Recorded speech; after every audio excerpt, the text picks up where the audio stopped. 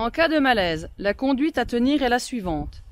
Observez les signes d'apparition soudaine, isolés ou associés, même de très courte durée, qui peuvent orienter le médecin vers un accident cardiaque, douleur dans la poitrine, un accident vasculaire cérébral, faiblesse ou paralysie d'un bras, déformation de la face, perte de la vision d'un œil ou des deux, difficulté de langage avec incohérence de la parole ou de compréhension, mal de tête sévère, inhabituel, perte d'équilibre, instabilité de la marche ou chute inexpliquée.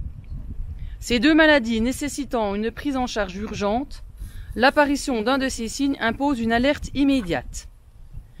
Une maladie infectieuse qui peut être contagieuse, fièvre supérieure à 37,8 degrés, sensation de fièvre et de frisson, sueur abondante, courbature, sensation de fatigue intense.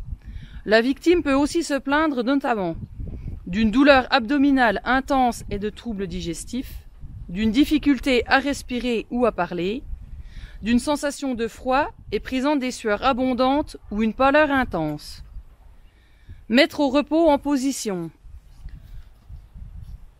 Allonger confortablement, par exemple sur un lit ou un canapé ou à défaut sur le sol.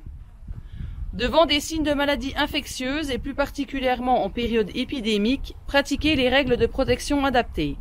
Appliquez les mesures barrières de distance physique et d'isolement.